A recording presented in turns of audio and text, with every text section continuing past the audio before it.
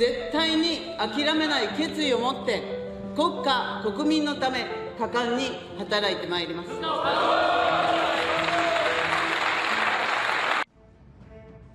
다카이치 총리의 이 발언 이후 전 세계가 발칵 뒤집혔습니다. 그런데 말입니다. 1879년 일본 육군 참모본부가 직접 제작한 오키나와 해도에는 류큐국이란 이름이 선명히 남아 있었습니다. 불과 146년 전 일본이 스스로 인정했던 독립왕국의 흔적이었죠. 문제는 그 좌표가 현대 위성 자료와 0.8% 오차로 일치했다는 사실입니다. 그건 구시대의 잔재일 뿐이다. 일본 학계는 코웃음을 쳤지만 단 48시간 만에 그 문서가 진짜라는 사실이 공식 확인되면서 유엔 역사위원회는 말 그대로 난리가 났습니다. 이제 역사가 경고하고 있고 국제사회가 들끓고 있습니다. 그 섬 정말 일본 땅이 맞습니까? 지금부터 그 놀라운 현장 속으로 들어가 보시죠. 미국에서 날아온 충격적인 이야기 바로 시작합니다. 그리고 지금 어디에서 시청하고 계신지 댓글로 남겨주세요. 여러분의 이야기도 듣고 싶습니다. 그 전에 잠깐 1초 만에 누를 수 있는 좋아요 버튼을 꾹 눌러주시면 영상 제작에 큰 힘이 됩니다. 그럼 바로 사연 시작하겠습니다. 2025년 도쿄 총리관저 브리핑룸 기자회견장. 각국 기자 200여 명이 빼곡히 들어찬 그곳의 공기는 묘하게 무거웠습니다. 다카이치 총리의 목소리가 마이크를 타고 세계로 퍼져나갔죠. 독도와 대마도 그리고 오키나와는 역사적으로 명백한 일본 고유의 영토라는 선언이 회견장을 가득 채웠습니다. 그 선언이 떨어지자 회견장이 순식간에 아수라장으로 변하면서 그 순간 제 펜을 쥔 손이 멈췄어요. 안녕하세요. 제 이름은 매튜 스필드라고 합니다. GAI 소속 지정학적 기술 아키비스트죠. 그런데 말입니다. 오랫동안 동아시아 영토 분쟁을 추적해왔지만 이 세 지역을 동시에 거론한 건 역사상 처음이었습니다. 플래시가 터지는 회견장 한가운데서 저는 직감했어요. 이건 단순한 도발이 아니라 정교하게 설계된 역사전쟁의 서막이라는 것을 말이에요. 제 옆자리에 앉아있던 BBC 특파원이 황급히 노트북을 열며 속보를 타전하기 시작했고 CNN 카메라가 일제히 다카이치 총리를 향해 돌아갔습니다. 한국 기자 한 명이 벌떡 일어나 항의하는 모습이 보였지만 일본 경호원들이 재빨리 제지했어요. 회견장은 그야말로 발칵 뒤집힌 상태였습니다. 15년간 전 세계 분쟁 지역을 누비며 수많은 긴장의 순간들을 목격해왔지만 이날만큼 공기가 날카롭게 얼어붙은 적은 없었어요. 어쩌면 제가 감지한 건 단순한 외교적 긴장이 아니라 70년 넘게 억눌려 온 역사의 균열이 드러나는 소리였는지도 모릅니다. 회견이 끝나고 저는 서둘러 호텔로 돌아왔습니다. 방문을 닫는 순간 제 머릿속은 온통 한 단어로 가득 차 있었어요. 류큐, 사라진 왕국의 이름이 70년 만에 일본 총리의 입에서 다시 불려졌다는 사실이 저를 사로잡았습니다. 노트북을 열어 GAI 데이터베이스에 접속하며 키워드를 하나씩 입력했어요. 류큐 왕국, 1879년 일본 강제 병합, 조선과의 외교관계. 화면에 뜨는 문서들을 하나씩 읽어내려가는데 점점 더 이상한 느낌이 들기 시작했습니다. 류큐는 단순히 일본에 흡수된 지역이 아니었어요. 독립적인 외교권을 가진 왕국이었고 명나라와 조선 사이에서 자신만의 위치를 지켜온 나라였습니다. 특히 제 눈길을 끈 건 조선 왕조실록에 기록된 류큐 사신들의 방문 기록이었습니다. 14세기부터 19세기까지 무려 500년 넘게 두 나라는 지속적으로 교류했다는 내용이었어요. 문화재를 주고받았고 표류민을 구조에 송환했으며 서로의 왕실을 존중했다는 기록들이 빼곡했습니다. 그런데 왜 이런 역사가 오늘날 거의 알려지지 않은 걸까요? 저는 더 깊이 파고들기 시작했습니다. 1879년 일본의 류큐 병합 과정을 추적하는데 충격적인 사실을 발견했어요. 일본은 슈리성 왕궁 도서관을 불태웠고 왕실 문서고를 폐쇄했으며 류큐어 사용을 금지했다는 기록이 나왔습니다. 단순한 영토 합병이 아니라 한 민족의 정체성을 뿌리째 지워버리려는 시도였던 거예요. 손가락이 키보드 위에서 멈췄습니다. 잠깐, 이 패턴이 어디서 본 것 같은데요? 머릿속에서 퍼즐 조각들이 맞춰지기 시작했어요. 1910년 한일병합. 일본이 조선을 강제 병합한 뒤 취한 조치들이 떠올랐습니다. 창씨개명, 우리말 금지, 문화재 약탈, 역사 왜곡. 류큐에서 먼저 실험했던 그 방법들을 36년 뒤 조선에 그대로 적용한 거였어요. 등골이 서늘해졌습니다. 다카이치 총리가 오늘 이 세 지역을 동시에 거론한 건 우연이 아니었던 겁니다. 류큐 병합이 정당했다면 조선 병합도 정당하다는 논리를 펼치려는 시도였던 거죠. 저는 자리에서 일어나 창밖을 바라봤습니다. 도쿄의 야경이 화려하게 빛나고 있었지만 제 가슴속은 답답함으로 가득 찼어요. 미국 정부에서 15년간 일해온 제가, 동아시아 역사를 전공한 제가 이렇게까지 중요한 연결고리를 놓치고 있었다니 말입니다. 아니, 놓친 게 아니라 애초에 이런 관점으로 바라본 적이 없었던 거예요. 유럽뿐만 아니라 미국과 같은 서구 학계에서는 류큐를 단순히 오키나와현으로만 다뤄왔고 그 이전의 독립왕국 역사는 각주 정도로만 언급되었습니다. 하지만 아시아에서 바라보는 시각은 완전히 달랐던 거죠. 중국은 류큐를 조공국으로 기억하고 있었고 한국은 형제 왕국으로 기억하고 있었으며 일본만이 자국 영토로 주장하고 있었습니다. 다음 날 저는 도쿄역 근처 조용한 카페에서 오래된 동료 한 명을 만났습니다. 다나카 요시오 교수, 도쿄대학에서 동아시아 역사를 가르치는 학자였어요. 제가 어젯밤 발견한 내용들을 조심스럽게 꺼내자 그의 표정이 무거워지며 자네가 건드린 건 일본 학계에서 가장 민감한 부분이라면서 낮은 목소리로 말을 이어갔습니다. 류큐 역사는 일본 제국주의의 첫 번째 희생양이었고 그 성공 모델이 조선 병합으로 이어진 것이지만 이걸 공개적으로 논의하는 순간 저는 일본 우익 전체를 적으로 돌리게 될 것이라며 조용한 경고를 내비쳤어요. 저는 커피잔을 천천히 내려놓으며 교수님은 어떻게 생각하는지, 진실을 밝혀야 할지 아니면 묻어두는 게 나을지 물었습니다. 다나카 교수는 한참을 침묵하더니 학자로서는 진실을 밝혀야 한다고 생각하지만 현실적으로는 제가 혼자서 감당하기 어려울 거라면서 일본 정부는 물론이고 중국도 개입할 가능성이 있다고 덧붙였어요. 류큐는 역사적으로 중국의 조공국이었다는 주장도 있기에 이 문제는 단순히 한국과 일본 사이의 영토 분쟁이 아니라 동아시아 전체의 역사 질서를 뒤흔들 수 있는 폭탄이라는 거였습니다. 카페를 나와 거리를 걷는데 제 휴대폰이 울렸습니다. GAI 본부에서 온 긴급 메시지였어요. 도쿄 현지 조사 마무리하고 귀국 준비하라는 내용과 함께 다카이치 선언건으로 긴급 보고서 제출이 필요하다는 지시가 내려왔습니다.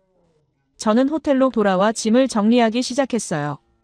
노트북에 정리해둔 자료들을 다시 한번 살펴보며 생각했습니다. 결국 이 문제의 핵심은 무엇일까요? 영토일까요? 역사일까요? 아니면 정체성일까요? 창밖으로 도쿄 시내가 보였습니다. 네온사인이 화려하게 빛나는 거리, 바쁘게 오가는 사람들, 평화로워 보이는 밤 풍경이었어요. 하지만 그 표면 아래에는 70년 넘게 묻혀온 진실들이 숨쉬고 있었습니다. 류큐의 침묵, 조선의 고통, 그리고 지금까지도 계속되는 역사 왜곡의 그림자 말입니다. 저는 노트북을 닫고 깊은 숨을 들이마셨어요. 내일 미국으로 돌아가면 본격적인 조사를 시작해야 했습니다. 하지만 한 가지는 확실했어요. 이 이야기는 이제 막 시작되었고 제가 놓친 퍼즐 조각들이 분명 어딘가에 남아있을 거라는 건 말입니다. 그리고 모두를 위해 진실이 밝혀진다면 과연 누가 가장 크게 흔들리게 될까요? 다카이치 총리일까요? 일본 정부일까요? 아니면 70년간 이 진실을 외면해온 국제사회 전체일까요? 침대에 앉아 마지막으로 자료를 검토하는데 한 가지 생각이 머릿속을 스쳤습니다. 한국은 어떻게 반응하고 있을까요? 다카이치 선언 이후 한국 정부의 공식 입장은 아직 나오지 않았지만 침묵이 오히려 더 신경 쓰였어요. 70년 넘게 역사 왜곡을 견뎌온 나라가, 독도 문제로 수십 년간 일본과 맞서온 나라가 이번에는 어떤 카드를 준비하고 있을까요? 문득 오후에 만났던 다나카 교수의 말이 떠올랐습니다. 이 문제는 동아시아 전체를 뒤흔들 폭탄이라던 그 경고 말입니다. 그렇다면 한국은 분명 움직이고 있을 겁니다. 조용히, 그러나 확실하게 저는 노트에 한 줄을 적었어요. 한국의 대응 방식 추적 필요, 그리고 그 아래 작게 덧붙였습니다. 그런데 한국은 이미 움직이고 있었다. 저는 그렇게 확신했습니다. 뉴욕 JFK 공항에 도착한 건 이틀 뒤였습니다. 시차 적응도 안 된 상태로 맨해튼 GAI 본부로 향했어요. 엘리베이터를 타고 12층 회의실에 들어서자 이미 5명의 동료들이 기다리고 있었습니다.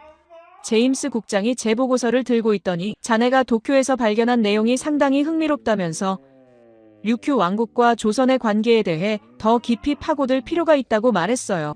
특히 실물 증거가 있다면 이건 단순한 역사 분쟁이 아니라 국제법적 쟁점이 될 수 있다고 덧붙였습니다. 회의가 끝나고 저는 제 사무실로 돌아왔습니다. 책상 위에 쌓인 자료들을 정리하며 생각했어요. 실물 증거, 그 단어가 머릿속에서 계속 맴돌았습니다. 류큐와 조선의 교류를 증명할 수 있는 문서나 유물이 어딘가에 남아있을까요? 일본은 철저하게 기록을 말살했지만 혹시 살아남은 조각들이 있지 않을까요? 저는 GAI 데이터베이스를 다시 뒤지기 시작했어요. 한국전쟁 관련 자료, 미군 기록 보관소, 개인 수집가들의 목록까지 샅샅이 살펴봤습니다. 그러던 중 유튜브에서 우연히 한 영상을 발견했습니다. 한국전쟁 참전 용사들의 증언을 모은 다큐멘터리였어요. 영상을 재생하자 백발의 노병이 나와 1953년 부산 수용소에서 이상한 노인을 만났다면서 그가 일본은 아니라고 했고 류큐에서 왔다고 했다는 이야기를 들려줬습니다. 제 심장이 빠르게 뛰기 시작했어요. 그 노병의 이름이 자막에 떴습니다. 윌리엄 밀러, 통신병, 손이 떨렸습니다. 윌리엄 밀러? 그 이름이 왜 이렇게까지 낯익은 걸까요? 저는 급히 개인 파일을 뒤지기 시작했어요. 가족 자료, 어머니가 정리해주신 족보, 그리고 거기서 한 줄을 발견했습니다. 외조부 윌리엄 밀러, 한국전쟁 참전, 1953년 귀국. 저는 자리에서 벌떡 일어났습니다. 제 외조부가 류큐 생존자를 만났다고요? 왜 아무도 이 이야기를 하지 않았던 걸까요? 그날 밤 저는 잠을 이룰 수 없었습니다. 금요일 오후, 저는 국장에게 주말 휴가를 신청했어요. 개인적인 일이 생겼다면서 로스앤젤레스에 다녀와야 한다고 말했습니다. 국장은 고개를 끄덕이며 허락했지만 제 표정이 심상치 않다는 걸 눈치챈 것 같았어요. 토요일 아침 일찍 저는 LA행 비행기에 몸을 실었습니다. LA 자택에 도착한 건 오후 2시쯤이었습니다. 어머니는 갑작스러운 방문에 놀라셨지만 반갑게 맞아주셨어요. 저는 차 한 잔을 마시고 나서 조심스럽게 물었습니다. 어머니, 외할아버지 유품이 아직 다락방에 있나요? 어머니는 잠시 망설이시더니 그럼 아무도 손대지 않았다면서 혹시 무슨 일 있냐고 되물으셨어요. 저는 단지 외할아버지에 대해 더 알고 싶어졌다고만 대답했습니다. 다락방 문을 열자 먼지 냄새가 코를 찔렀습니다. 오래된 상자 몇 개가 구석에 쌓여 있었어요. 저는 무릎을 꿇고 앉아 하나씩 뚜껑을 열기 시작했습니다. 군복 훈장, 흑백 사진들, 그리고 작은 나무 상자 하나가 나왔어요. 상자를 열자 낡은 카세트 테이프 5개가 보였습니다. 라벨에는 외조부의 손글씨로 부산, 1953년이라고 적혀 있었어요. 저는 다락방을 뒤져 오래된 카세트 플레이어를 찾아냈습니다. 먼지를 털고 전원을 연결했어요. 첫 번째 테이프를 조심스럽게 넣고 재생 버튼을 눌렀습니다. 지직거리는 잡음이 흘러나왔고 곧 젊은 외조부의 목소리가 들렸어요. 1953년 부산 임시 수용소에서 이것을 기록한다. 나는 윌리엄 밀러 미군 2등 통신병이다. 테이프는 계속되었습니다. 오늘 이상한 노인을 만났다는 외조부의 말이 이어졌어요. 수용소 구석에 혼자 앉아 있었는데 다른 피난민들과 달리 일본어를 쓰지 않았고 한국어도 아니었으며 류큐 출신이라고 했다는 내용이었습니다. 통역관 김 상사가 겨우 몇 마디 알아들었다면서 그 노인은 낡은 천보자기를 풀었는데 안에는 누렇게 바랜 종이 뭉치가 들어있었다고 했어요. 외조부의 목소리가 떨리고 있었습니다. 한자로 빼곡히 쓰인 문서였다면서 김 상사가 눈이 휘둥그레해지며 이건 조선과 류큐가 교류했던 기록이라고 말했다는 거예요. 노인은 떨리는 손으로 종이를 넘기며 울었다고 했습니다. 일본은 류큐 왕국을 침략하면서 이런 기록들을 전부 불태웠고 궁궐 도서관을 불태우고 학자들을 죽이고 언어 사용을 금지했다면서 자신은 왕실 서고지기의 후손으로 목숨을 걸고 사본 몇 장을 베껴 숨겨진 곳에서 지켜왔다고 말했다는 겁니다. 제 손이 떨렸습니다. 테이프 속에서 노인의 흐느끼는 소리가 희미하게 들렸어요. 잘 들리지 않았지만 간절한 만큼은 생생하게 전해졌습니다. 외조부가 계속 말했어요. 노인은 나를 붙잡고 간곡히 부탁했다면서 제발 이것을 한국 사람들에게 전해달라고. 조선과 류큐는 형제나라였다고. 일본은 지우려는 진실을 세상에 알려달라고 했다는 겁니다. 외조부의 목소리가 떨렸어요. 나는 약속했다. 전쟁이 끝나고 미국으로 돌아가면 반드시 이 기록을 한국 정부에 전하겠다고. 테이프가 잠시 멈췄다가 다시 이어졌습니다. 그리고 이틀 뒤 그 노인은 세상을 떠났다는 외조부의 말이 들렸어요. 제 눈에서 눈물이 흘러내렸습니다. 외조부는 그 약속을 끝내 지키지 못하셨던 겁니다. 전쟁의 트라우마, 바쁜 일상, 언어와 문화의 장벽, 여러 이유가 있었겠지만 외조부는 평생 그 죄책감을 안고 사셨던 거예요. 어머니가 가끔 말씀하시던 게 떠올랐습니다. 외할아버지가 가끔 먼 산을 바라보시며 약속을 지키지 못했다고 중얼거리셨다는 그 말입니다. 저는 다시 상자를 뒤지기 시작했습니다. 군복 아래, 훈장 옆, 사진 뒤, 구석구석을 샅샅이 살폈어요. 그러다 상자 바닥에 깔린 두꺼운 봉투 하나를 발견했습니다. 갈색 종이 봉투였는데 테이프로 여러 겹 감싸져 있었어요. 조심스럽게 테이프를 떼어내고 봉투를 열자 누렇게 변색된 종이 6장이 나왔습니다. 한자와 옛 한글이 섞여 있었어요.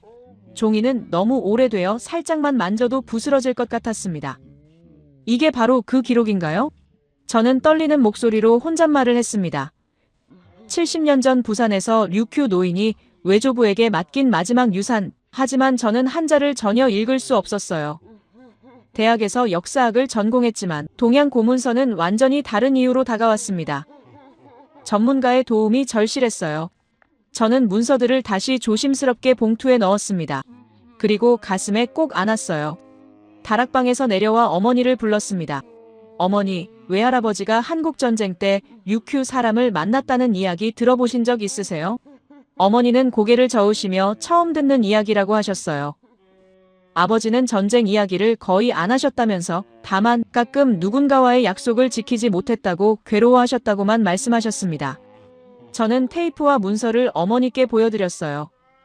어머니는 눈물을 글썽이시며 이걸 어떻게 하려고 하냐고 물으셨습니다. 저는 단호하게 대답했습니다. 외할아버지가 못다한 약속을 제가 이어가려고 합니다. 이 문서를 한국에 전해드려야 해요. 어머니는 한참을 저를 바라보시더니 고개를 끄덕이셨어요. 내 외할아버지도 그걸 원하셨을 거라면서 조심하라는 말씀만 덧붙이셨습니다. 그날 밤 저는 호텔방에서 노트북을 열었습니다. 한국의 역사 전문가를 찾아야 했어요. GAI 데이터베이스를 검색하다가 서울대학교 해양영토연구소라는 곳을 발견했습니다. 한지연 박사 조선왕조실록과 동아시아 외교 문서 전문가라는 소개가 나왔어요. 이력을 보니 류큐 관련 논문도 여러 편 발표한 세계를 이끄는 학자였습니다. 저는 즉시 이메일을 작성하기 시작했어요. 한지연 박사님께 저는 GAI 소속 매튜 스필드라고 합니다. 제 외조부가 한국 전쟁 당시 류큐 생존자로부터 받은 고문서를 보관하고 있습니다.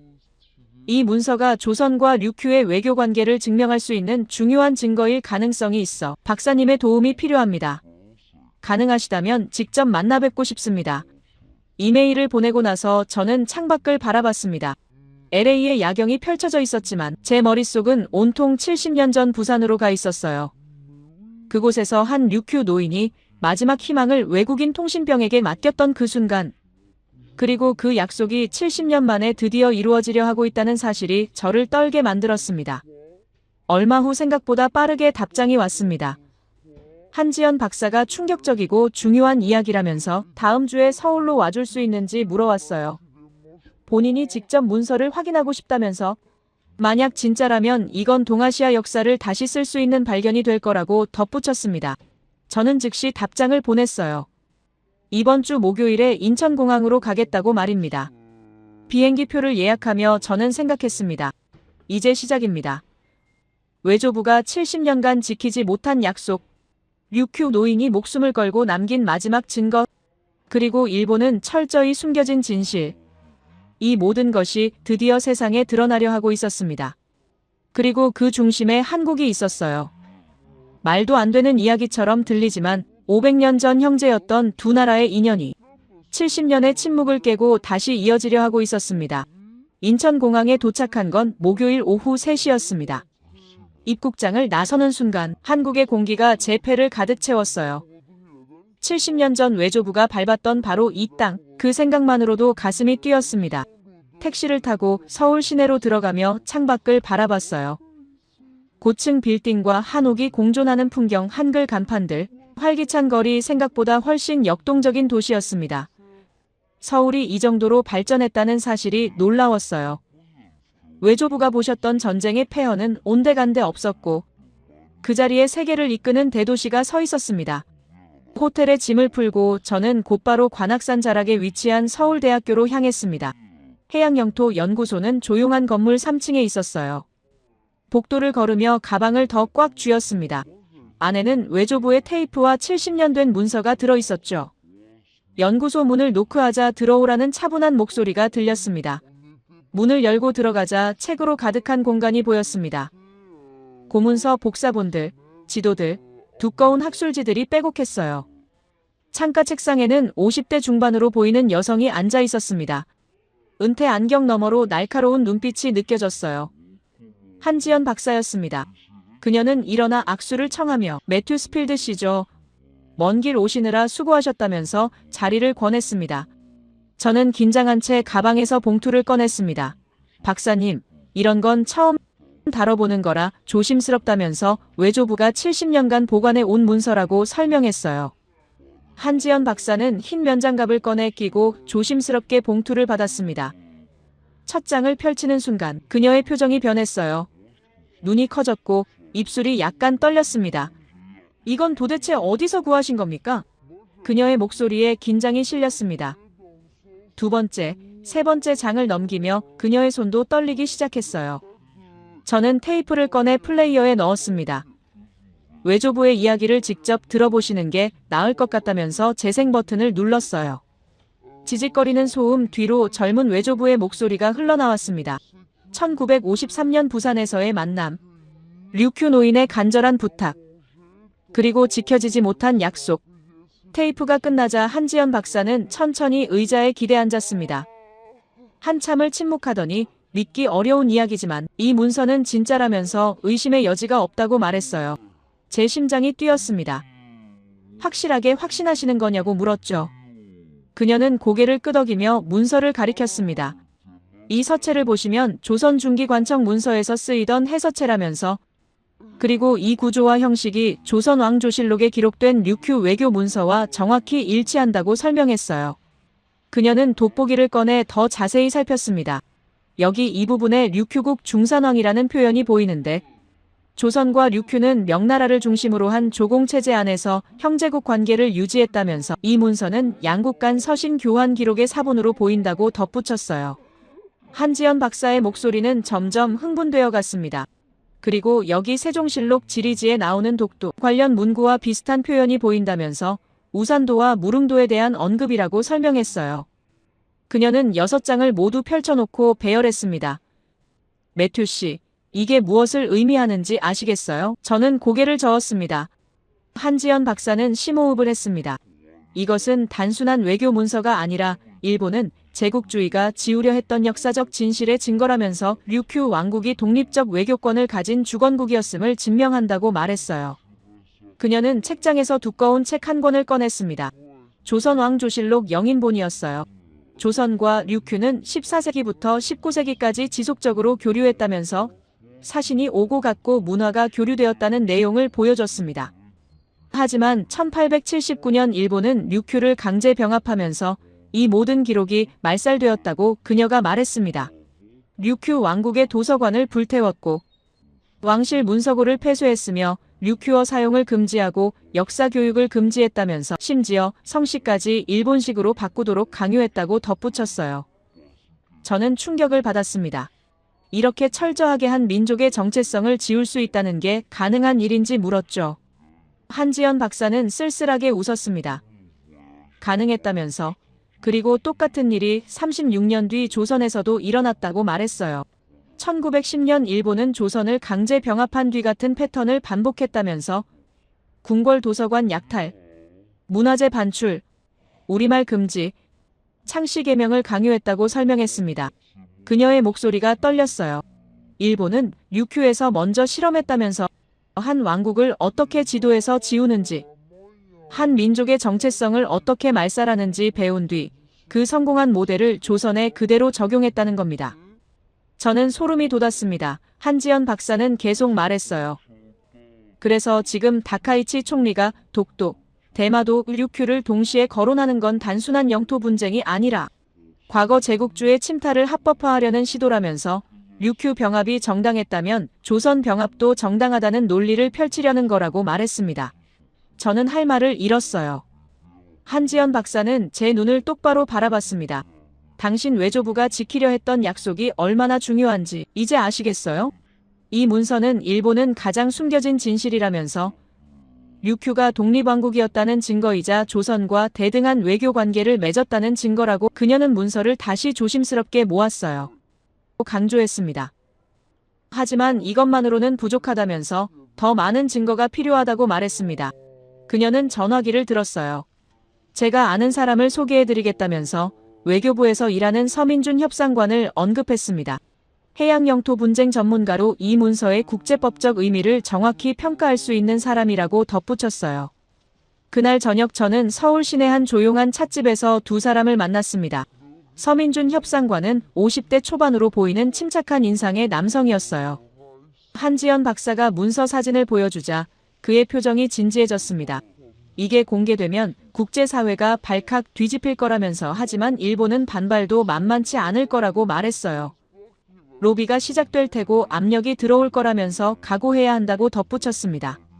저는 각오하고 있다면서 이런 건 제 외조부의 유언이라고 대답했어요. 서민준 협상관은 고개를 끄덕이며 존경스럽다면서 그렇다면 자신들이 도와주겠다고 말했습니다. 며칠 지나지 않아 한지연 박사는 더 많은 자료를 가져왔어요. 조선왕조실록의 류큐 관련 기록들, 세종실록 지리지의 독도 기록, 그리고 대마도에 관한 계획조약 조항들이었습니다.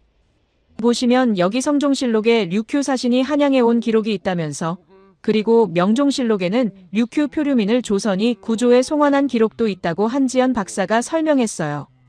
두 나라는 수백 년간 우호관계를 유지했다면서 일본은 주장하는 것처럼 류큐가 일본의 속국이었다면 이런 독립적 외교 관계가 가능했겠냐고 물었습니다. 서민준 협상관이 거들었어요. 대마도도 마찬가지라면서 조선과 일본은 사이에서 줄타기 외교를 했던 대마도는 조선에 조공을 바쳤다고 말했습니다. 계획조약에 명백하게 명시되어 있다면서 일본은 완전히 지배한 땅이 아니었다고 덧붙였어요. 퍼즐이 맞춰지기 시작했습니다. 류큐, 대마도, 독도, 일본은 주장하는 이 세 지역은 모두 역사적으로 복잡한 관계를 가지고 있었고 일본은 제국주의 시대에 이를 무력으로 해결하려 했던 겁니다. 일본은 패턴이 보인다고 제가 말했습니다. 먼저 류큐를 삼켰고 그 방법을 조선에 적용했다면서 하지만 상황은 순탄하지 않을 거라고 덧붙였어요. 제가 한국에서 취재 중이라는 소식이 알려지자 압력이 시작되었습니다. 로스앤젤레스 제작사로 전화가 걸려왔어요. 일본은 대사관에서 연락이 왔다면서 지금 만드는 다큐가 편파적이라고 항의하더라는 내용이었습니다. 우리 스폰서 중에 일본 기업들도 있으니 섣불리 움직이지 말라는 경고였어요. 미국도 일본은 편을 들 가능성이 있다는 생각이 들었습니다. 하지만 저는 물러설 수 없었어요. CNN에서 일본은 전문가가 나와 한국의 역사 왜곡을 주장했고 소셜미디어에는 조직적인 댓글 공세가 시작되었습니다. 제 이메일로는 협박성 메시지가 날아왔어요. 당신의 다큐는 편파적이라면서 객관성을 잃었다는 내용이었습니다. 그날 밤 호텔방에서 저는 창밖을 바라봤습니다. 서울의 야경이 아름다웠지만 제 마음은 무거웠어요. 커리어가 위태로워지고 있었습니다. 15년간 쌓아온 명성이 흔들렸고 동료들은 하나 둘 거리를 두기 시작했어요. 이런 건 너무 위험한 거 아니냐는 편집장의 말이 귓가에 맴돌았습니다.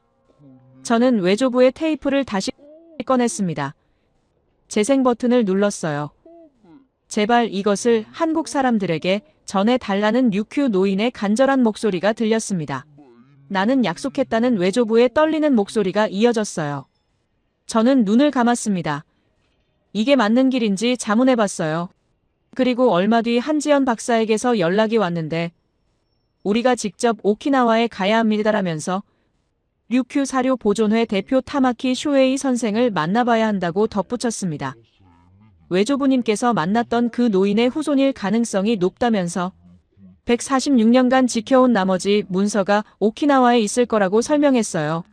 저는 고개를 끄덕였습니다. 70년 만에 약속의 끝을 확인하러 가는 거라면서 외조부가 못다한 여정을 제가 완성하는 거라고 말했어요. 한지연 박사는 즉시 전화기를 들어 타마키 선생에게 연락했습니다. 몇 분간의 통화 끝에 그녀가 고개를 끄덕이며 내일 오후 3시에 슈리성 근처에서 만나기로 했다면서 그분도 우리를 기다리고 계셨다고 말했어요. 다음 날 저는 한지연 박사와 함께 김포공항으로 향했습니다. 오키나와행 비행기 표를 손에 쥐고 탑승구를 지나며 생각했어요. 외조부가 1953년 부산에서 류큐 노인을 만난 지 70년, 그 약속이 드디어 완성되려 하고 있었습니다. 비행기가 이륙하며 서울 시내가 점점 작아졌어요. 한지연 박사가 옆 좌석에서 자료를 정리하며 말했습니다. 타마키 선생께서 우리를 위해 특별히 준비하신 게 있다면서 아마 매튜 씨가 깜짝 놀라실 거라고 덧붙였어요. 2시간 뒤 비행기는 오키나와 나하공항에 착륙했습니다. 공항을 나서는 순간 따뜻한 바람이 제 얼굴을 스쳤어요. 외조부가 70년 전 이야기로만 들었던 그 류큐의 땅, 이제 제가 직접 밟고 있었습니다. 택시를 타고 슈리성 방향으로 향하며 창밖을 바라봤어요. 푸른 바다, 야자숲, 독특한 건축물들. 오키나와는 일본 본토와는 확연히 다른 분위기였습니다. 한지연 박사가 조용히 말했습니다. 이곳이 한때 독립왕국이었다는 걸 풍경만 봐도 알 수 있다면서 문화적으로 완전히 다른 곳이라고 덧붙였어요. 슈리성 입구 근처에 도착했을 때 한 노인이 우리를 기다리고 있었습니다. 80대로 보이는 백발의 노신사였어요. 지팡이를 짚고 서 있었지만 그의 눈빛은 또렷했습니다. 한지연 박사가 다가가 인사를 나눴고 저를 소개했어요. 타마키 쇼에이 선생은 제 손을 꼭 잡으며 오랜 시간 기다렸다면서 드디어 만나게 되어 영광이라고 말했습니다. 그의 손이 떨리고 있었어요. 따라오라는 손짓에 우리는 슈리성 뒤편 좁은 골목으로 들어갔습니다. 오래된 목조 가옥 한 채 앞에서 타마키 선생이 멈춰 섰어요. 이곳이 저희 집안이 300년간 지켜온 곳이라면서 1879년 일본군이 슈리성을 점령한 그날 밤 증조부께서 목숨을 걸고 이곳으로 문서를 옮겼다고 설명했습니다. 대문을 열고 안으로 들어가자 작은 마당과 단정한 목조 건물이 보였어요. 타마키 선생은 우리를 안채로 안내했습니다. 다다미가 깔린 방 한가운데 작은 목함이 놓여 있었어요. 그는 무릎을 꿇고 앉아 조심스럽게 목함을 열었습니다. 안에는 낡은 천으로 쌓인 무언가가 들어 있었어요. 천을 풀자 누렇게 변색된 문서 몇 장이 나타났습니다. 이것이 당신 외조부께서 받으셨던 문서의 나머지 반쪽이라면서 146년간 우리 집안이 지켜온 류큐 왕국의 마지막 증거라고 말했습니다. 저는 숨을 죽이고 문서를 바라봤습니다. 한지연 박사가 흰 장갑을 끼고 조심스럽게 문서를 펼쳤어요. 그녀의 눈이 커졌습니다. 그리고 제가 가져온 외조부의 문서 사진을 꺼내 나란히 놓았어요. 두 문서의 끝부분이 정확히 맞아떨어졌습니다. 찢어진 인장의 반쪽씩이 양쪽에 있었고 글자들도 완벽하게 이어졌어요. 70년, 아니 146년 만에 두 조각이 다시 만난 순간이었습니다. 타마키 선생의 눈에서 눈물이 흘러내렸습니다. 선조들께서 지켜주신 거라면서 우리 류큐는 결코 사라지지 않았다고 중얼거렸어요. 한지연 박사도 눈시울을 붉혔습니다. 이건 단순한 문서가 아니라면서 한 왕국의 존엄성을 증명하는 역사의 목소리라고 말했어요. 저는 가슴이 뭉클해졌습니다. 외조부가 70년간 지키려 했던 약속이, 류큐 노인이 마지막으로 남긴 소원이 드디어 이루어지는 순간이었으니까요. 타마키 선생의 집 안채는 고요했습니다. 다다미 위에 놓인 두 문서가 70년의 시간을 뛰어넘어 하나로 이어졌어요. 한지연 박사가 돋보기를 들고 연결 부분을 자세히 살피며 인장의 절반씩이 양쪽에 나뉘어 찍혀 있다면서 애초에 이 문서는 하나였고 의도적으로 나눠 보관한 거라고 설명했습니다. 조선시대 중요 문서를 보관할 때 쓰던 방식이라면서 두 조각이 모두 있어야만 완전한 효력을 갖는다고 덧붙였어요. 타마키 선생이 천천히 입을 열었습니다. 증조부께서 1879년 슈리성이 함락되던 그날 밤 이 문서를 둘로 나누셨다면서 한 조각은 조선으로 보내고 한 조각은 류큐에 남겨 언젠가 다시 만날 날을 기다리셨다고 말했어요.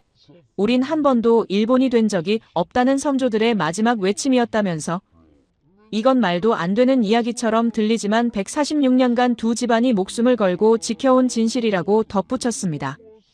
저는 타마키 선생의 눈을 바라봤습니다. 그 깊은 주름 속에서 150년의 한이 느껴졌어요. 선생님, 이 문서가 세상에 공개되면 어떻게 되리라고 생각하시는지 물었습니다.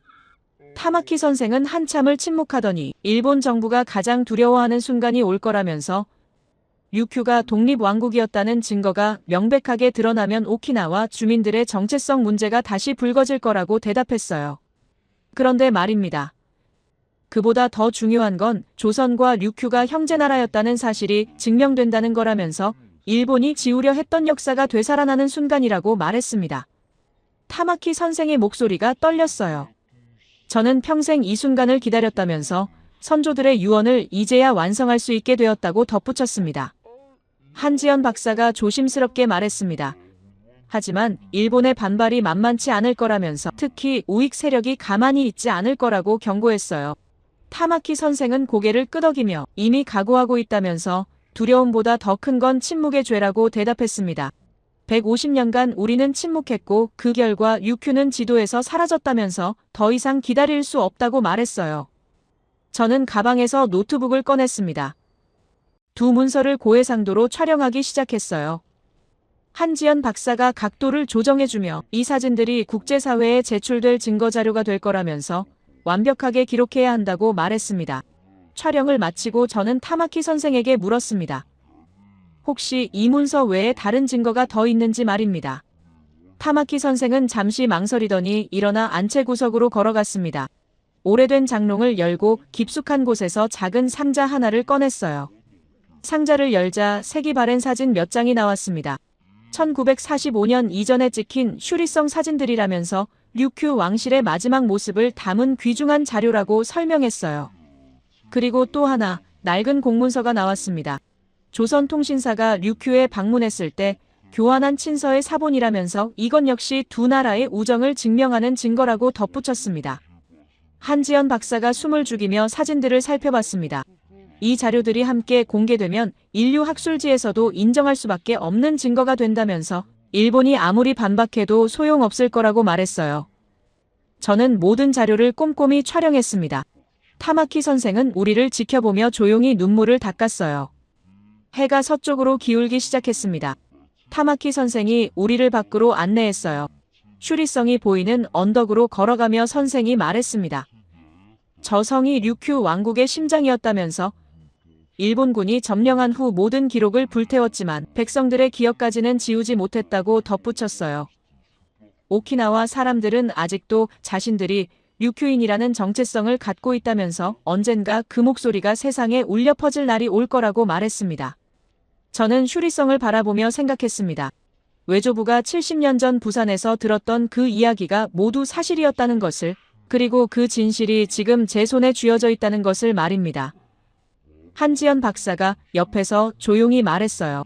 이제 우리가 해야 할 일은 명백하게 정해졌다면서 의 증거를 국제사회에 공개하는 거라고 덧붙였습니다.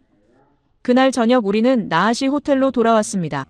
방에서 노트북을 열고 촬영한 자료들을 정리하기 시작했어요. 한지연 박사가 서울 연구소에 연락해 예비 분석을 요청했습니다. 전화 너머로 동료 교수들의 흥분된 목소리가 들렸어요.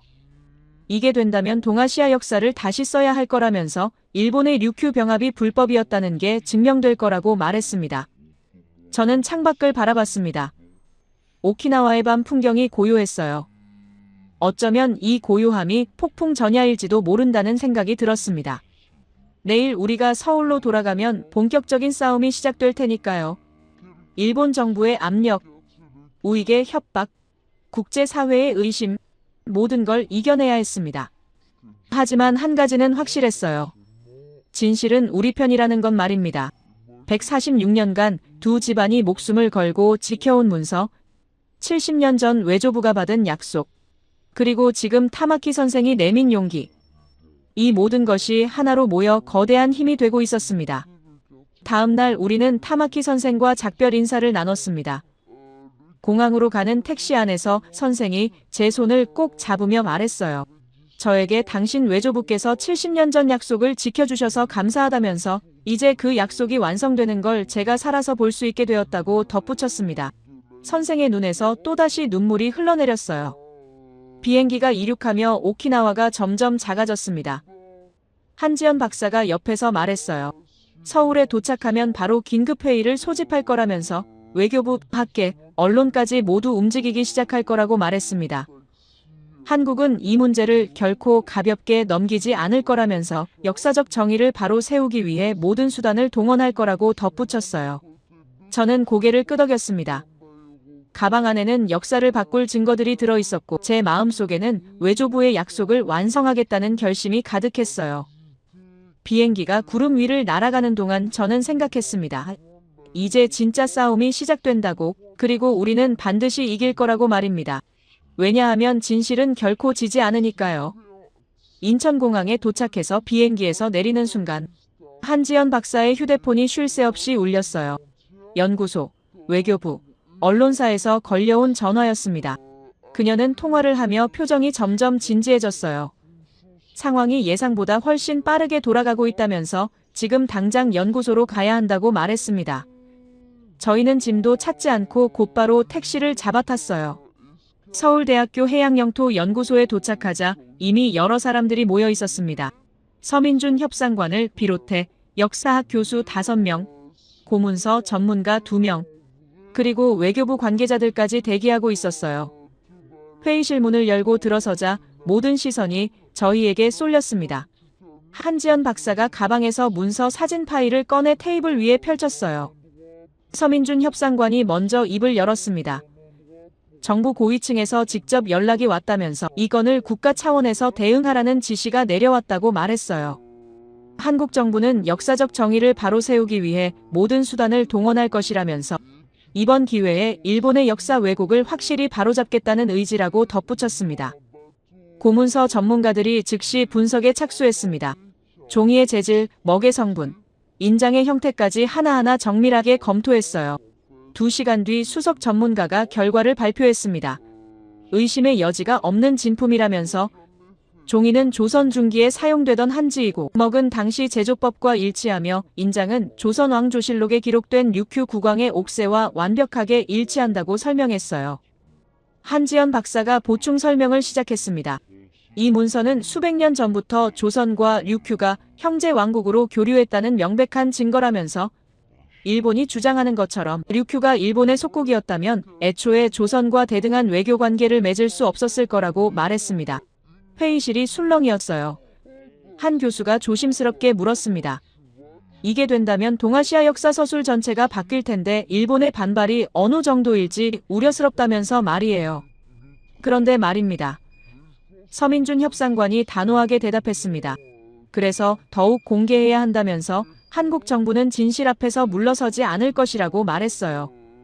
내일 오전 공식 기자회견을 열 예정이라면서 국내외 언론을 모두 초청할 거라고 덧붙였습니다. 저는 긴장되면서도 가슴이 뛰었어요. 드디어 외조부의 약속이 세상에 공개되는 순간이 온 겁니다. 서울대학교 대강당은 기자들로 가득 찼고 대형 스크린에 문서 사진이 떴습니다.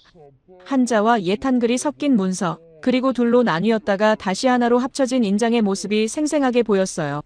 기자들이 일제히 카메라 셔터를 눌렀습니다. 플래시가 터지고 회견장이 술렁거렸어요. 한지연 박사는 계속해서 설명했습니다. 이 문서는 1879년 일본이 류큐를 강제 병합하면서 말살하려 했던 역사의 증거라면서 두 집안이 146년간 목숨을 걸고 지켜온 유산이라고 말했습니다. 이어서 제가 증언대에 올랐습니다. 외조부 윌리엄 밀러가 1953년 부산에서 류큐 노인을 만난 이야기, 그가 받은 문서와 약속, 그리고 70년 만에 이루어진 그 약속의 완성에 대해 말했어요. 제 목소리가 떨렸지만 또렷했습니다. 화면에는 오키나와에서 화상으로 연결된 타마키 선생의 모습이 떴어요. 그는 떨리는 목소리로 류큐 왕국의 후손으로서 진실이 밝혀진 것에 감사한다면서 선조들의 혼이 이 순간을 지켜보고 계실 거라고 말했습니다. 교토대학교 역사학과 명의교수가 기자회견을 열어 문서가 진품임이 명백하다면서 자신도 류큐 관련 연구를 해왔지만 이 정도 완벽한 증거는 처음 본다고 인정했어요. 도쿄대학 고문서 연구소도 성명을 냈습니다. 부인할 수 없는 역사적 사실이라면서 학문적 양심상 진실을 인정해야 한다고 밝혔어요. 일본 우익들은 완전히 당황한 모습이었습니다. 국제 언론도 움직이기 시작했습니다. BBC는 충격적인 진실이라는 부제와 함께 한국이 역사적 증거를 공개했다는 제목으로 특집 보도를 내보냈어요. CNN은 한국이 류큐 왕국에 관한 충격적인 역사 문서를 공개했다는 헤드라인을 뽑았습니다. 알자지라는 일본 제국주의 역사를 다시 쓰게 될 것인가라는 분석 기사를 냈어요. 어쩌면 가장 놀라운 일이 벌어졌습니다. 트위터 글로벌 트렌드 1위에 한국 류큐 해시태그가 올랐던 겁니다. 전 세계 네티즌들이 이 해시태그로 반응을 쏟아냈어요. 영어권에서는 한국이 숙제를 제대로 해냈다. 일본이 폭로당했다는 댓글들이 인기를 끌었습니다. 중국 웨이보에서도 한국이 이번에는 이치와 증거가 있다는 중국어 댓글이 수만 개의 좋아요를 받았어요.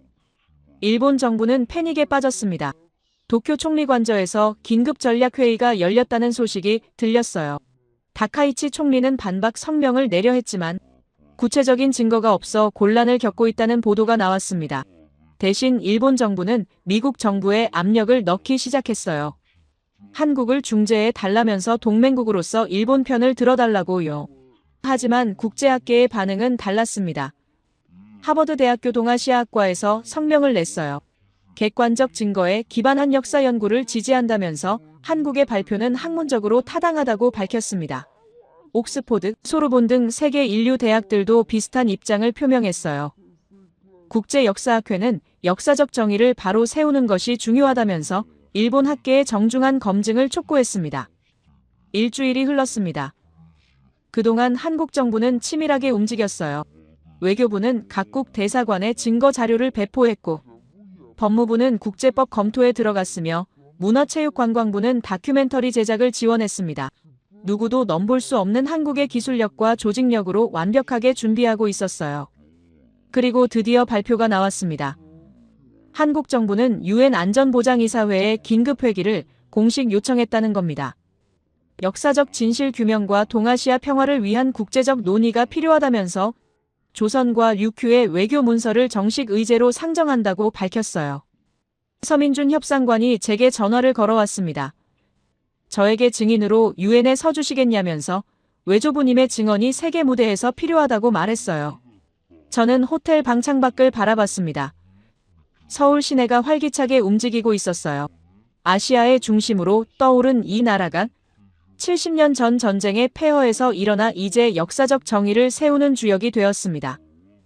외조부가 이 모습을 보셨다면 얼마나 자랑스러워 하셨을까요? 저는 전화기를 들었습니다. 네, 가겠습니다라고 대답했어요. 뉴욕 JFK 공항에 도착한 건 월요일 아침이었습니다. 서민준 협상관과 한지연 박사를 포함한 한국 대표단 10여 명이 함께였어요. 공항을 나서자 차가운 가을바람이 불었습니다. 맨해튼 스카이라인이 멀리 보였고 그 사이로 유엔 본부 건물이 우뚝 서 있었어요. 저는 가슴이 뛰었습니다. 외조부의 약속이 드디어 세계 무대에서 완성되는 순간이 다가오고 있었으니까요. 호텔에 짐을 풀고 우리는 곧바로 유엔 본부로 향했습니다. 보안 검색을 거쳐 안으로 들어서자 각국 대표단들이 분주하게 움직이고 있었어요. 복도에서 일본 대표단과 마주쳤습니다. 그들의 표정은 굳어 있었고 우리를 보자 고개를 돌렸어요. 서민준 협상관이 조용히 말했습니다. 저들도 알고 있다면서 이번에는 피할 수 없다는 걸 말이에요. 회의 전날 밤 우리는 작은 회의실에서 최종 리허설을 했습니다. 한지연 박사가 발표 자료를 점검했고 저는 증언 내용을 다시 한번 정리했어요. 타마키 선생은 오키나와에서 화상으로 참여할 예정이었습니다. 서민준 협상관이 말했습니다. 내일은 단순한 역사 논쟁이 아니라면서 제국주의 시대의 불법 침탈을 국제사회가 공식적으로 인정하는 첫 사례가 될 거라고 덧붙였어요. 다음 날 오전 10시 유엔 안전보장이사회 긴급회기가 시작되었습니다. 회의장은 각국 대표단과 방청객들로 가득 찼어요. 주요 언론사 기자들이 카메라를 설치하고 있었고 동시통역 부스에서는 통역사들이 대기하고 있었습니다. 의장이 개회를 선언하자 회의장이 조용해졌어요. 한국 대표로 서민준 협상관이 단상에 올랐습니다. 그는 차분하지만 단호한 목소리로 말하기 시작했어요.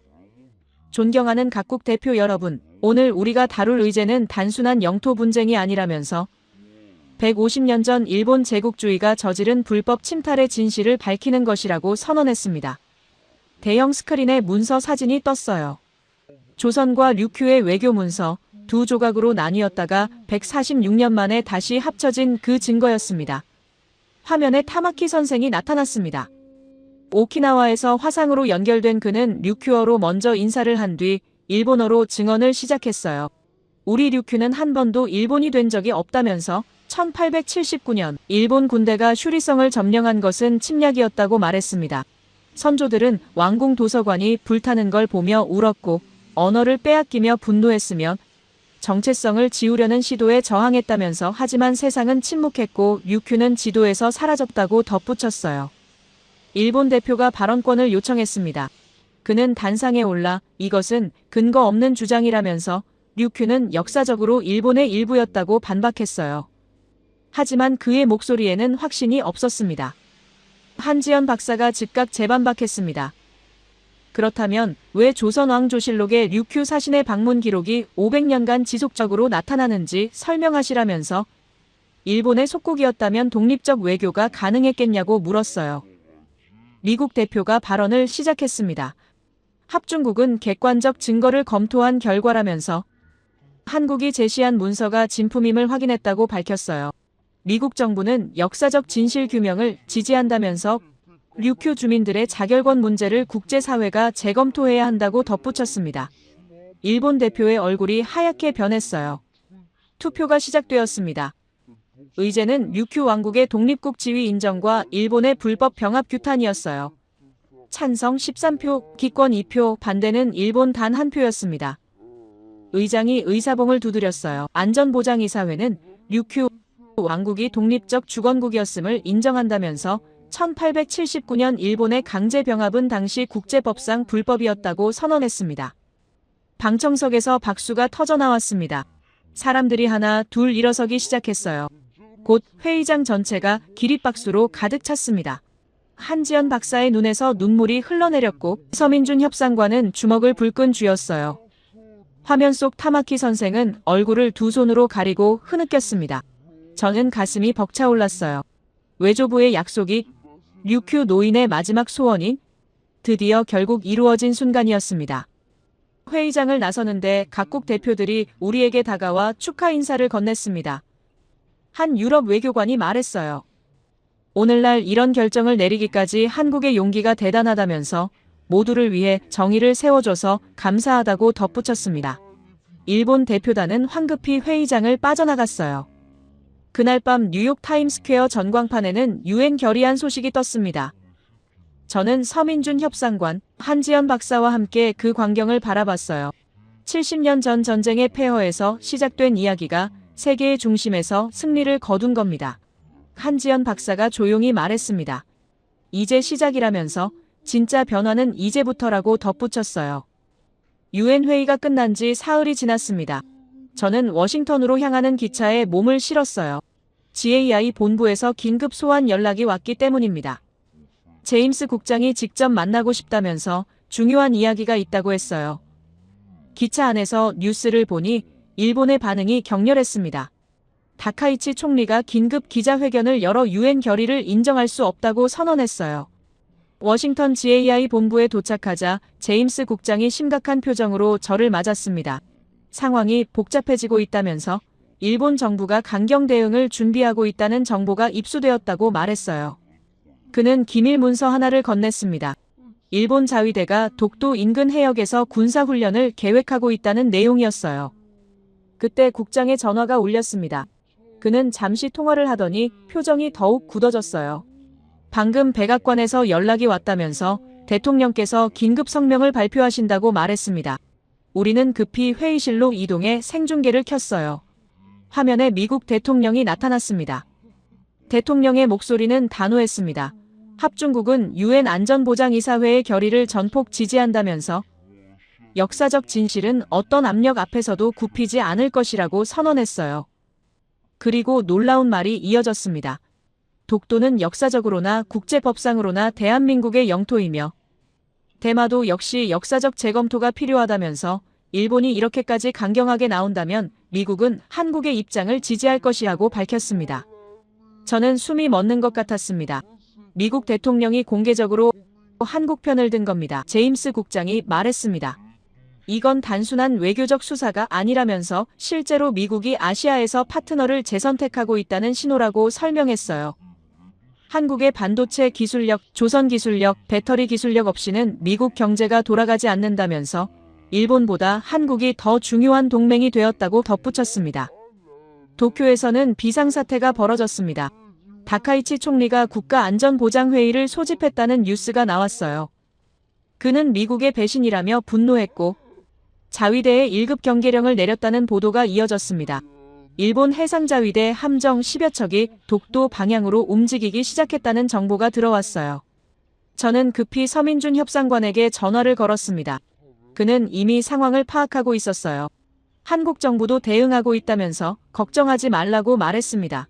하지만 그의 목소리에는 긴장감이 실려 있었어요. 그날 밤 저는 잠을 이룰 수 없었습니다. 혹시 전쟁이 일어나는 건 아닐까 하는 두려움이 엄습했어요. 다음 날 더 놀라운 소식이 전해졌습니다. 일본이 한국의 대규모 사이버 공격을 시도했다는 겁니다. 제임스 국장이 긴급회의를 소집했어요. NSA 사이버 전략 부국장 브래드 캐스퍼가 화상으로 연결되었습니다. 그는 심각한 표정으로 말했어요. 일본 사이버 방위대가 한국의 전력망, 통신망, 금융망을 동시에 공격했다면서 하지만 놀라운 일이 벌어졌다고 덧붙였습니다. 한국의 방어 시스템이 완벽하게 막아냈다는 겁니다. 브래드가 설명했습니다. 한국의 사이버 방어 기술력이 상상 이상이라면서 인공지능 기반 실시간 차단 시스템이 작동했고 오히려 역추적해서 일본 공격 서버를 무력화시켰다고 말했어요. 이건 말도 안 되는 수준의 기술력이라면서 미국 NSA도 이 정도는 못한다고 인정했습니다. 상황은 더욱 긴박하게 돌아갔습니다. 독도 인근 해역에 일본 해상자위대 함정들이 집결했다는 뉴스가 나왔어요. 다카이치 총리는 독도 탈환 작전을 시사하는 발언을 했습니다. 국제사회가 긴장했어요. 한국은 어떻게 대응할까요? 저는 서민준 협상관에게 다시 전화를 걸었습니다. 그는 침착한 목소리로 대답했습니다. 곧 보게 될 겁니다라면서 한국은 이미 준비되어 있다고 말했어요. 무슨 뜻인지 물으려는데 전화가 끊겼습니다. 저는 뉴스 채널을 켰어요. CNN이 독도 해역을 생중계하고 있었습니다. 화면에 놀라운 광경이 펼쳐졌습니다. 한국 해군의 최신의 잠수함 청룡함이 수면 위로 떠올랐어요. 그리고 그 주변으로 수십 대의 무인 수상함과 무인 잠수정이 나타났습니다. CNN 앵커가 흥분된 목소리로 말했습니다. 이건 말도 안 되는 장면이라면서 한국이 완전 자율 작전이 가능한 무인 함대를 실전 배치했다고 보도했어요. 일본 함정들이 당황한 듯 움직임을 멈췄습니다. 한국의 무인 함대가 완벽한 포위망을 형성했어요. 브래드 캐스퍼가 다시 연락을 해왔습니다. 이거 실시간으로 보고 있냐면서 한국이 게임 체인저를 꺼내 들었다고 말했어요. 저 무인 함대는 인공지능으로 제어되는데 인간 함대보다 반응 속도가 100배 빠르다면서 일본이 감히 손댈 수 없는 수준이라고 설명했습니다. 일본 정부는 결국 후퇴를 선언했습니다. 다카이치 총리가 긴급 기자회견을 열어 오해가 있었다면서 단순 훈련이었을 뿐이라고 변명했어요. 하지만 그의 표정은 완전히 무너져 있었습니다. 한국 해군은 무인 함대를 천천히 철수시켰어요. 마치 여유롭게 시위하듯 말이죠. 그날 밤 백악관에서 또 한 번 성명이 나왔습니다. 미국 대통령이 한국의 자제력 있는 대응을 높이 평가한다면서 일본은 더 이상 도발하지 말라고 경고했어요. 그리고 마지막 한마디가 결정타였습니다. 대마도 문제도 역사적 재검토가 필요하며 국제사회의 공론화를 지지한다는 내용이었습니다. 독도 해역에서 한국의 압도적인 승리가 알려진 지 일주일이 지났습니다. 저는 워싱턴 GAI 본부 지하 상황실에 있었어요. 제임스 국장과 브래드 캐스퍼가 대형 스크린 앞에 서 있었고 한반도 주변 해역에 실시간 위성 영상이 떠 있었습니다. 분위기가 심상치 않았어요. 브래드가 조심스럽게 입을 열었습니다. 지금부터 보게 될 내용은 극비라면서 절대 외부에 누설해서는 안 된다고 말했습니다. 화면이 전환되었습니다. 대마도 인근 해역이 보였어요. 브래드가 설명하기 시작했습니다. 한국 정부가 대마도 회복 작전을 실행했다면서 며칠 전 새벽 시간대에 시작되었다고 말했어요. 저는 믿을 수 없었습니다. 대마도를요? 브래드가 고개를 끄덕이며 계속 설명했습니다.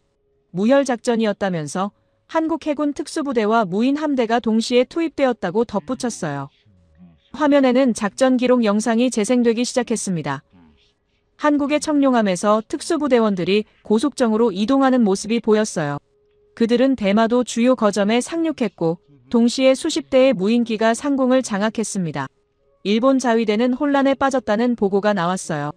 한국의 사이버 부대가 일본 통신망을 일시적으로 마비시켰고 그 사이 특수부대가 주요 시설을 장악했다는 겁니다. 브래드가 타이머를 가리켰습니다. 작전 시작부터 완료까지 4시간 20분이라면서 역사상 가장 빠른 영토 회복 작전이라고 설명했어요. 그리고 놀라운 점은 단 한 명의 사상자도 없었다는 겁니다.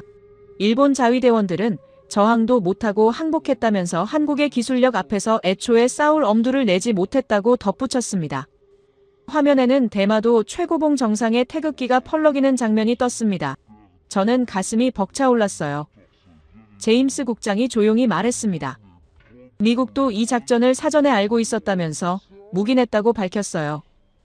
일본이 먼저 독도를 도발했으니 자업자득이라면서 국제법상으로도 한국의 자위권 행사로 인정된다고 설명했습니다. 유엔에서 긴급회의가 소집되었다는 소식이 들렸습니다. 일본이 한국의 침략이라며 제소했다는 겁니다. 하지만 상황은 일본에게 불리하게 전개되었어요. 한국 대표단이 제출한 자료가 화면에 떴습니다. 개해조약 원본, 대마도가 조선에 조공을 바친 기록, 그리고 수백 년 전부터 대마도가 조선의 영향권 아래 있었다는 증거들이었어요. 미국 대표가 발언했습니다. 합중국은 역사적 증거를 검토한 결과라면서 대마도가 한국의 역사적 영토임을 인정한다고 밝혔어요. 유럽뿐만 아니라 주요 국가들이 하나둘 찬성 의사를 표명했습니다. 중국조차 조심스럽게 한국 편을 들었어요.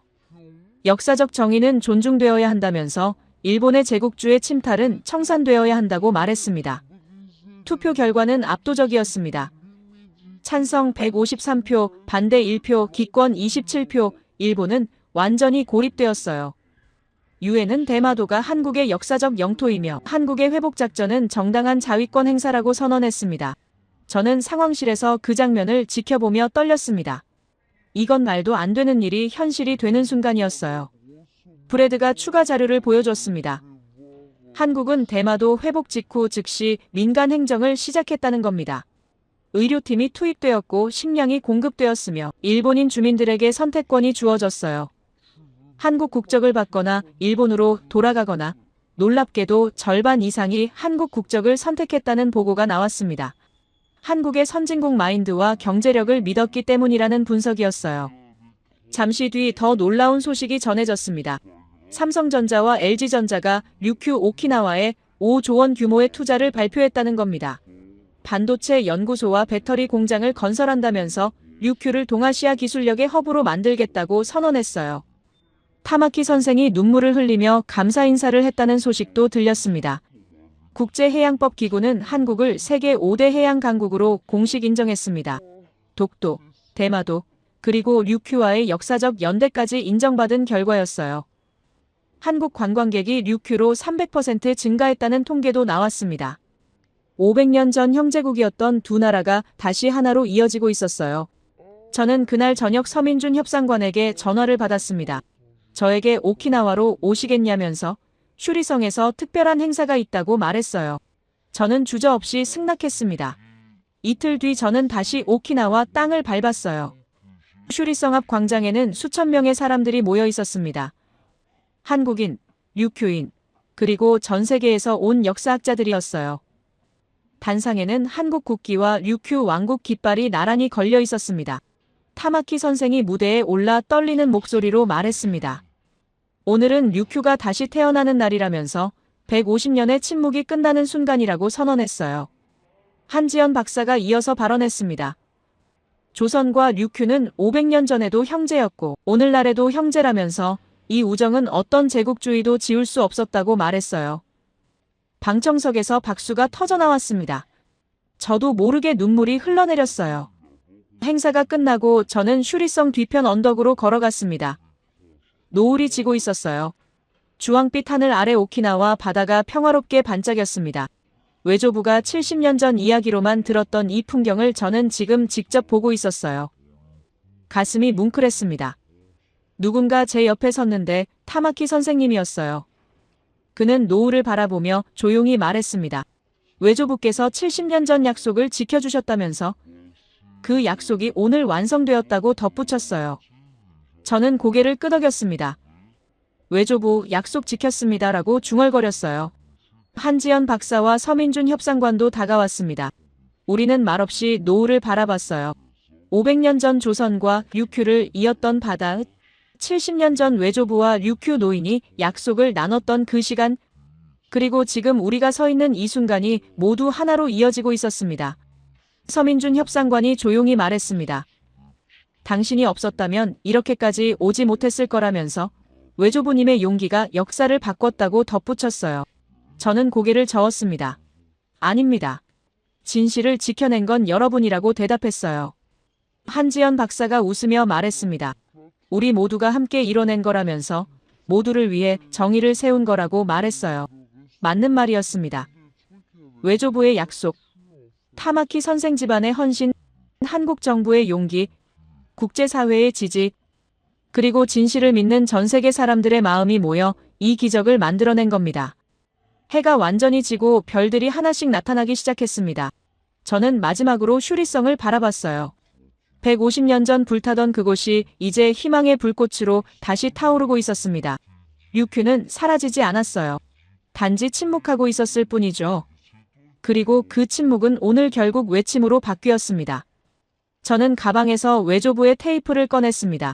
마지막으로 한 번 더 들어보고 싶었어요. 재생 버튼을 눌렀습니다. 제발 이것을 조선에 전해달라는 류큐 노인의 목소리, 나는 약속했다는 외조부의 대답. 그 목소리가 오키나와 밤하늘 아래 조용히 울려 퍼졌습니다. 타마키 선생이 눈을 감고 들었어요. 테이프가 끝나자 그는 류큐어로 무언가 중얼거렸습니다. 통역을 맡은 교수가 조심스럽게 번역했어요. 선조님들, 이제 편히 쉬십시오라는 내용이었습니다. 우리는 모두 고개를 숙였어요. 잠시 뒤 저는 호텔로 돌아왔습니다. 노트북을 열고 마지막 보고서를 작성하기 시작했어요. 1953년 부산에서 시작된 이야기, 70년간 이어진 약속, 그리고 2025년 완성된 기적, 모든 것을 기록했습니다. 마지막 문장을 쓰며 저는 생각했습니다. 이 이야기는 단순히 영토나 역사에 관한 것이 아니라면서 진실과 의리, 그리고 용기에 관한 이야기라고 말이에요. 한 사람의 약속이 어떻게 세상을 바꿀 수 있는지, 정의가 얼마나 오래 걸리더라도 결국 승리한다는 것을 증명한 이야기였습니다. 외조부, 당신의 약속은 지켜졌습니다. 류큐 노인의 마지막 소원도 이루어졌습니다. 그리고 500년 전부터 이어진 조선과 류큐의 우정도 다시 꽃피웠습니다. 이 모든 것이 역사가 되어 후대에 전해질 겁니다. 저는 노트북을 닫고 창밖을 바라봤습니다. 오키나와의 밤하늘의 별들이 빛나고 있었어요. 그 별빛 아래서 새로운 역사가 쓰이고 있었습니다. 진실의 역사, 정의의 역사, 그리고 희망의 역사가 말입니다. 끝까지 들어주셔서 감사합니다. 모두 안녕히 계세요. 오늘의 사연 어떻게 들으셨나요? 누군가는 단순한 우연이라고 말할지도 모르지만 또 어떤 이는 그 안에서 사람의 진심과 세월의 무게를 느꼈을지도 모르겠죠. 시간이 흘러도 잊히지 않는 이야기에는 공통점이 있습니다. 바로 그 속에 후회와 용기가 함께 존재한다는 점이죠. 우리가 살아가며 마주하는 선택의 순간마다 그 두 단어는 언제나 나란히 우리를 바라보고 있는 것 같습니다. 어쩌면 오늘의 이야기도 그런 게 아닐까요? 누군가에겐 지나간 일, 누군가에겐 아직 끝나지 않은 이야기. 하지만 분명한 건 그 누구도 완벽하지 않다는 사실입니다. 때로는 잘못을 인정하고 때로는 용서하며 그렇게 조금씩 성장해가는 게 우리 삶의 모습 아닐까요? 그리고 그 끝이 꼭 해피엔딩일 필요는 없다고 생각합니다. 남겨진 여운 속에서 스스로 답을 찾는 게 진짜 마무리일지도 모르니까요. 그 답이 무엇이든 오늘 이 이야기가 여러분 마음속에 작은 생각 하나를 남겼길 바랍니다. 여러분의 생각을 아래 댓글에 남겨주세요. 마지막으로 1초밖에 걸리지 않는 구독과 좋아요, 알림 설정은 영상 제작에 큰 힘이 됩니다. 지금까지 감동을 담아 여러분께 진심을 전하는 감동담기였습니다. 오늘 하루도 행복한 하루 보내세요.